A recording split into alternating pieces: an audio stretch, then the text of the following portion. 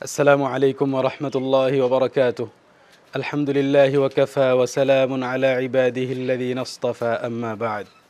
সম্মানিত দর্শকবৃন্দ, মানুষ জীবন যাপন করছে বিভিন্ন রকমের দুর্ভাবনা, দুশ্চিন্তা ও কষ্টের মধ্যে। তাই সমাজে প্রয়োজন যে আমরা যেন মুমিন ভাইয়ের অন্তরকে আনন্দিত করার চেষ্টা করি। এবং এ বিষয়ে ফজিলতের হাদিস বর্ণিত হয়েছে যে একজন যদি নিজের মুমিন ভাইকে খুশি করার, তার মন খুশি করার চেষ্টা করে, তাহলে তা কত বড় ফজিলতপূর্ণ আমল। আল মুআজামুল আওসাত, তাবারানী রাহিমাহুল্লাহর কিতাবে ওমর রাদিয়াল্লাহু আনহু হতে বর্ণিত, তিনি বলেন যে রাসূল সাল্লাল্লাহু আলাইহি ওয়াসাল্লামকে জিজ্ঞেস করা হলো, আইয়ুল আমালি আফদল, হে আল্লাহ রাসূল সাল্লাল্লাহু আলাইহি ওয়াসাল্লাম, সর্বোত্তম আমল কোনটি?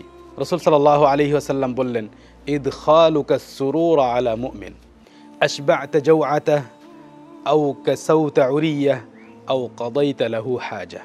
যে সর্বোত্তম আমল হলো যে তুমি তোমার মুমিন ভাইয়ের অন্তরকে আনন্দিত করবে, তার মন খুশি করার চেষ্টা করবে। হয় কখনো তুমি তার ক্ষুধা মিটিয়েছ, না হয় তাকে কোনো পোশাক পরিয়েছ, আর না হয় তার অন্য কোনো প্রয়োজন পূরণ করেছ।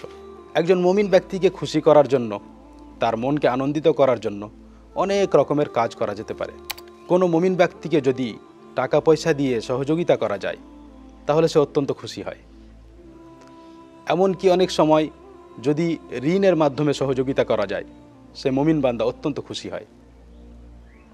একটি অদ্ভুত হাদিস বর্ণিত হয়েছে কোনো ব্যক্তিকে ঋণ দেওয়ার ফজিলত সম্পর্কে। হাকিম রাহিমাহুল্লাহ তার কিতাব আল মুস্তাদরাকের মধ্যে বর্ণনা করেছেন। বুরাইদা ইবনুল হুসাইব রাদিয়াল্লাহু আনহু বলেন যে রাসূল সাল্লাল্লাহু আলাইহি ওয়াসাল্লাম বলেছেন, মান আনযারা মু'সিরা ফালাহু বিকুল্লি ইয়াউমিন সাদাকাহ ক্বাবলা আন ইয়াহিল্লা আদ-দাইন ওয়া মান আনযারা মু'সিরা বা'দা আন ইয়াহিল্লা আদ-দাইন মান আনযারা মু'সিরা ফালাহু বিকুল্লি ইয়াউমিন সাদাকাহ ক্বাবলা আন ইয়াহিল্লা আদ-দাইন فإذا حل الدين فأنظره بعد ذلك فله بكل يوم مثله صدقة। কোনো ব্যক্তি যদি কাউকে ঋণ দেওয়ার পরে অবসর দেয়, তাহলে প্রত্যেক দিন তার পক্ষ হতে সাদাকা গ্রহণ করা হবে। এইখানে পরিমাণ বলা হয়নি যে তার পক্ষ হতে কতটা সাদাকা আল্লাহ তাআলা গ্রহণ করবে। তারপরে রাসূল সাল্লাল্লাহু আলাইহি ওয়াসাল্লাম বললেন যে যখন ওই ঋণ পরিশোধ করার সময় চলে আসবে, কিন্তু সে ব্যক্তি কোনো কারণে ঋণ পরিশোধ করতে পারল না, তখন তার মুমিন ভাই তাকে আবার অবসর দিল। এইখান থেকে নিয়ে প্রত্যেক দিন তার পক্ষ হতে যেন সেই পরিমাণ সাদাকা করা হলো যেই পরিমাণ সে তাকে ঋণ দিয়েছে। লক্ষ্য করুন এই হাদিসের উপর যে একজন ব্যক্তি প্রতিদিন হয়তো ততটা খরচ করতে পারবে না, হয়তো ততটা সাদাকা করতে পারবে না, যতটা সে কোনো মুমিন ভাইকে ঋণ দিয়ে করতে পারবে। উদাহরণস্বরূপ, যদি আপনি কাউকে 10,000 ঋণ স্বরূপ দেন, তারপর সে কিছুদিন পর আপনার কাছে আবার অবসর চায়, আপনি তাকে অবসর দিলেন, সেই অবসর দেওয়ার দিন থেকে নিয়ে প্রত্যেক দিন যেন আপনি 10,000 করে সাদাকা করলেন। এ এক বিশাল ফজিলত। আমাদের সমাজে দেখা যায় যে মানুষ ঋণ দিতে চায় না। আমরা যদি এই হাদিসের ওপর লক্ষ্য করি, তাহলে অবশ্যই আমরা নিজেদের সংশোধন করার চেষ্টা করব। যখন মানুষের সহযোগিতা করে, তখন কখনো সেই মানুষের ক্ষতি হয় না, বরং আল্লাহ সুবহানাহু ওয়া তাআলা তার সহযোগিতা করেন। একজন মুমিন বান্দাকে খুশি করার জন্য তার সাথে দেখা হলে, সাক্ষাৎ হলে তাকে সালাম করুন। সহিহ মুসলিমে বর্ণিত আবু হুরায়রা রাদিয়াল্লাহু আনহু বলেন যে রাসূল সাল্লাল্লাহু আলাইহি ওয়াসাল্লাম বলেছেন, আওয়ালা আদুল্লুকুম আলা শাই ইযা ফাআলতুমুহু তাহাবাবতুম আফশুস সালামা বাইনাকুম। তোমাদেরকে কি এমন কোনো কাজ, এমন কোনো কিছুর ব্যাপারে বলবো না যে যদি তোমরা করো তাহলে তোমরা একে অপরকে ভালোবাসতে শুরু করবে? তারপর বললেন যে তা হলো তোমরা একে অপরের সাথে সালাম করো।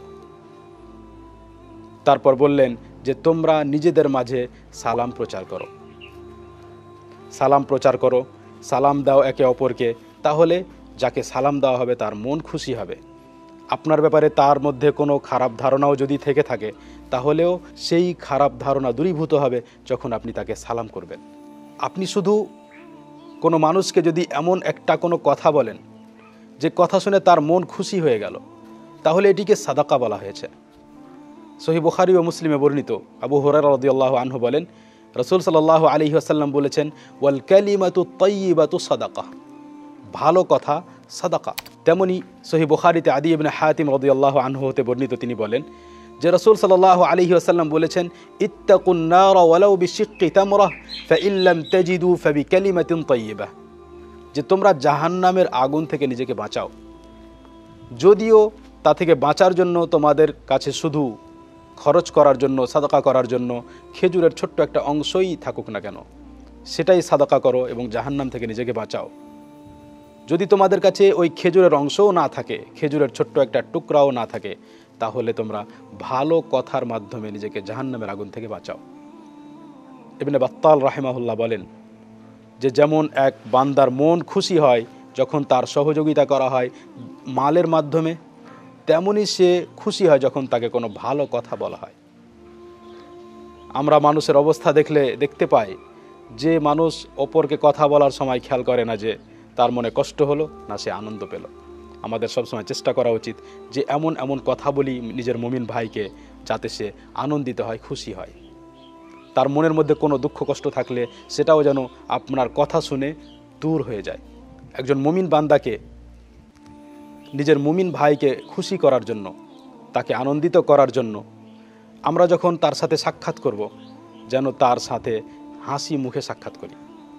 সহিহ বুখারী ও মুসলিমে বর্ণিত জারির বিন আবদুল্লাহ আল বাজালি রাদিয়াল্লাহু আনহু বলেন রাসূল সাল্লাল্লাহু আলাইহি ওয়াসাল্লাম সম্পর্কে, মা হাজাবানি নবী সাল্লাল্লাহু আলাইহি ওয়াসাল্লাম মুনযু আসলামত ওয়ালা রাআনি ইল্লা তাবাসসামা ফি ওয়াজহি, যে রাসূল সাল্লাল্লাহু আলাইহি ওয়াসাল্লাম যখন থেকে আমি মুসলিম হয়েছি, ইসলাম গ্রহণ করেছি, তখন থেকে নিয়ে আজ পর্যন্ত কখনো আমাকে তার কাছে আসতে বাধা দেননি।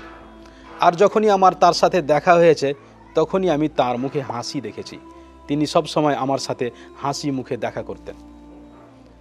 সুনান তিরমিজিতে বর্ণিত আবু যার গিফারি রাদিয়াল্লাহু আনহু বলেন যে রাসূল সাল্লাল্লাহু আলাইহি ওয়াসাল্লাম বলেছেন, তাবাসসুমুকা ফি ওয়াজহি আখিকা লাকা সাদাকা, তোমার ভাইয়ের সাথে দেখা হলে তার সাথে হাসি মুখে দেখা করা, এটা তোমার জন্য একটি সাদাকা।